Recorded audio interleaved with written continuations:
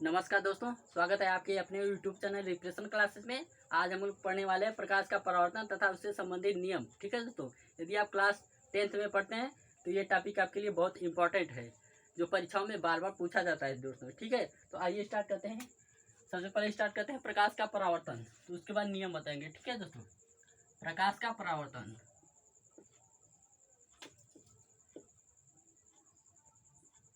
प्रकाश का परावर्तन जिसको इंग्लिश में बोलते हैं दोस्तों रिफ्लेक्शन ऑफ लाइट, यानी प्रकाश का परावर्तन। तो चित्र के माध्यम से समझाएंगे तो बेटा समझ में आएगा। ये हो गया दोस्तों आपका मिरर। मिरर यानी दर्पण दोस्तों। ठीक है,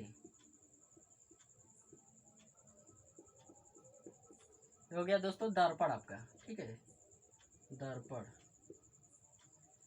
ये M1 M2 हो गया आपका दर्पण। ठीक है दोस्तों, यहाँ से एक प्रकाश की किरण आ रही है। ये प्रकाश की किरण आ रही है दोस्तों, इसलिए इसको बोलते हैं आपतित किरण। ठीक है, इसको बोलते हैं आपतित किरण।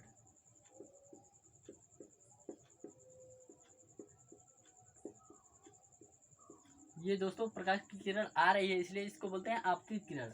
यहाँ से टकरा के वापस जा रही है।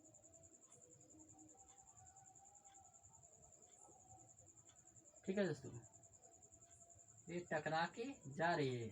ये दोस्तों जा रही है, इसलिए इसको बोलते हैं परावर्तित किरण। परावर्तित किरण। ये दोस्तों M1 M2 हो गया आपका दर्पण। ये किरण आ रही है, प्रकाश की किरण आ रही है, इसलिए इसको बोलते हैं आपतित किरण। ये दर्पण से टकरा के जा रही है दोस्तों, इसलिए इसको बोलते हैं परावर्तित किरण। अब बताएंगे दोस्तों प्रकाश के परावर्तन का नियम। तो प्रकाश के परावर्तन का यही नियम है दोस्तों कि आपतित किरण। तो प्रकाश के परावर्तन का यही नियम है दोस्तों, जब कोई प्रकाश की किरण एक माध्यम से चलकर किसी तल से टकराता है। जब प्रकाश की किरण एक माध्यम से चलकर, ये दोस्तों हो गया माध्यम आपका, ये माध्यम 1, ये माध्यम 1 हो गया दोस्तों, और दर्पण के नीचे का माध्यम 2 हो गया। ठीक है,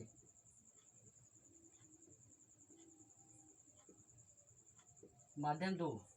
ये दर्पण का ऊपर का हिस्सा माध्यम 1 हो गया दोस्तों, यहाँ से यहाँ पूरा, और दर्पण के नीचे का हिस्सा हो गया माध्यम 2। ठीक है दोस्तों, तो प्रकाश के परावर्तन के यही नियम है, जब कोई प्रकाश की किरण एक समान माध्यम से चलकर किसी तल से टकराता है। जब प्रकाश की किरण एक माध्यम से चलकर, तो ऊपर का एक माध्यम है दोस्तों, तो एक माध्यम से चलकर किसी तल से टकराता है। तल यानी दर्पण कोई भी तल हो गया। ठीक है दोस्तों, तो किसी तल से टकराता है, तो टकराकर प्रकाश का संपूर्ण भाग उसी माध्यम में वापस लौट जाता है। ठीक है दोस्तों, तो इस क्रिया को प्रकाश का परावर्तन कहते हैं। तो दोस्तों ये जो आपतित किरण है जो आ रही है, इसको बोलते हैं आपतित किरण। ये जा रही है दोस्तों, टकरा के दर्पण से टकरा के जा रही है, इसलिए इसको बोलते हैं परावर्तित किरण।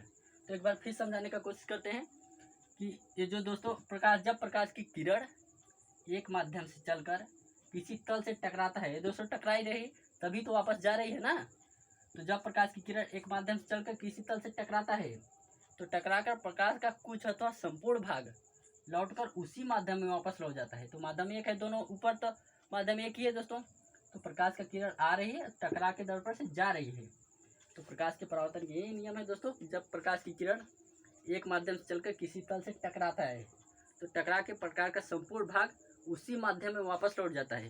तो इस क्रिया को प्रकाश का परावर्तन कहते हैं। ठीक है दोस्तों, अब तो लोगों तो आप लोग को समझ में आ गया कि प्रकाश का परावर्तन का क्या नियम है।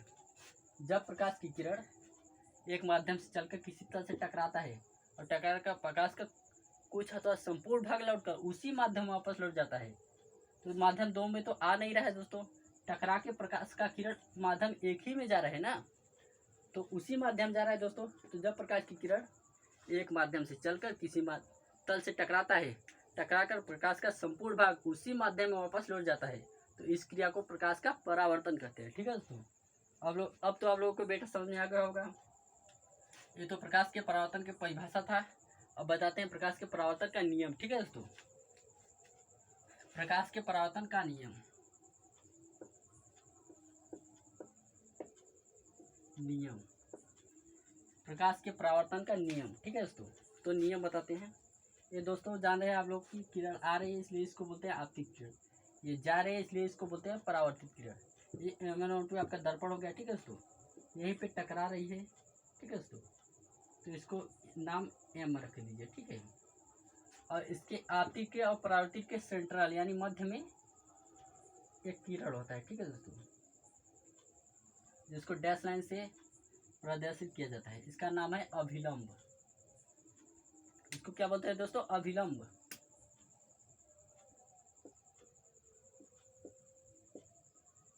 अभिलंब, अभिलंब को N से प्रदर्शित किया जाता है, ठीक है दोस्तों, N। ये आपतित किरण, इसका नाम रख दें A, ठीक है दोस्तों।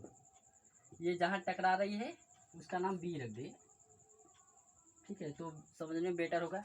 ये जो आपतित किरण जहाँ से स्टार्ट हुआ है उसका नाम ये है, यहाँ जहाँ टकराई है उसका नाम B है, ठीक है दोस्तों। ये जो जा रही है उसका नाम C रख दें, ठीक है, ABC।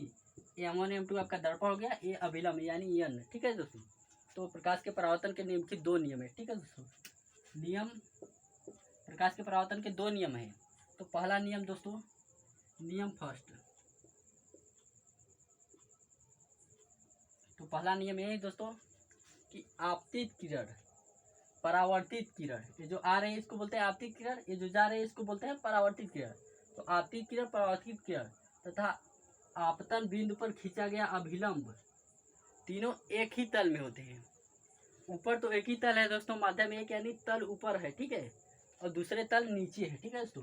तो वो प्रकाश के परावर्तन का एक पहला नियम यही है दोस्तों कि आपतित किरण और परावर्तित किरण तथा अभिलंब पर खींचा गया अभिलंब, आपतित किरण तथा परावर्तित किरण तथा आपतन बिंदु, इसको बोलते हैं दोस्तों आपतन बिंदु। जहाँ पे ये किरण टकराई है इसको बोलते हैं आपतन बिंदु, ठीक है, आपतन बिंदु। तो दोस्तों पहला नियम यह है कि आपतित किरण तथा परावर्तित किरण तथा आपतन बिंदु पर खींचा गया अभिलंब, तीनों एक ही तल में होते हैं, यानी ऊपर साइड में है तीनों दोस्तों, तो एक ही तल हुआ। तो आपतित किरण तथा परावर्तित किरण तथा आपतन बिंदु पर खिंचाया गया अभिलंब तीनों एक ही तल में होते हैं, ठीक है दोस्तों। ये प्रकाश के परावर्तन का पहला नियम है। अब नियम दूसरा स्टार्ट करते हैं, ठीक है दोस्तों, नियम 2। तो प्रकाश के परावर्तन के नियम दूसरा स्टार्ट करते हैं।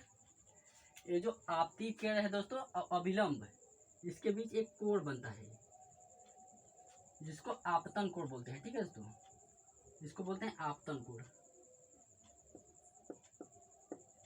आपतन कोण।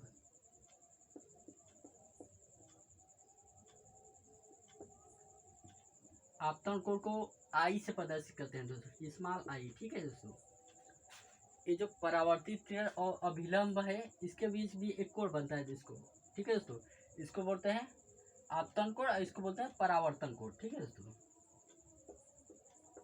परावर्तन कोण।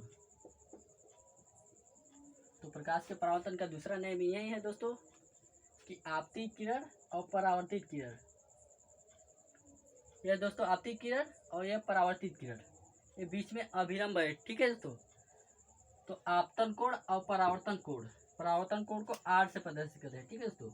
आपतन कोण को, ये जो किरण आ रही है और अभिलंब, जो किरण आ रही है और अभिलंब, इसके बीच आपतन कोण बढ़ता है, ठीक है, आपतन कोण को I से प्रदर्शित करते हैं।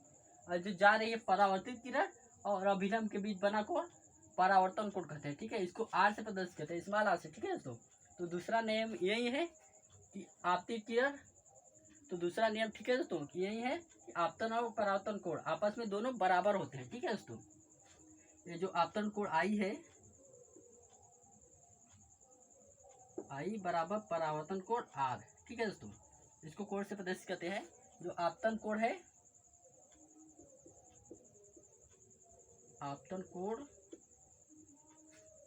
I बराबर परावर्तन कोण R,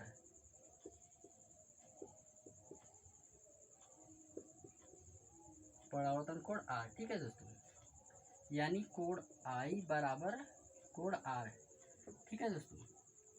तो प्रकाश के परावर्तन का दूसरा नियम यही है कि जो कोण I है ये कोण R के बराबर होगा, ठीक है दोस्तों।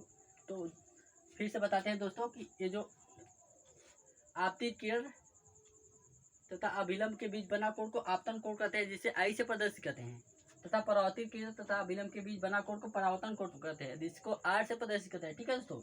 तो दूसरा नियम यही है कि आपतित किरण जो कोण आई है परावर्तित किरण कोण आर के बराबर होगा। ठीक है दोस्तों, तो दूसरा नियम यही था कि आपतन कोण आई परावर्तन कोण आर आपस में बराबर होते हैं। ठीक है दोस्तों, तो आज का सेवा यही समाप्त करते हैं। यदि वीडियो अच्छा लगा है तो प्लीज़ वीडियो को लाइक करिए और चैनल को सब्सक्राइब करिए। Thank you, best of luck.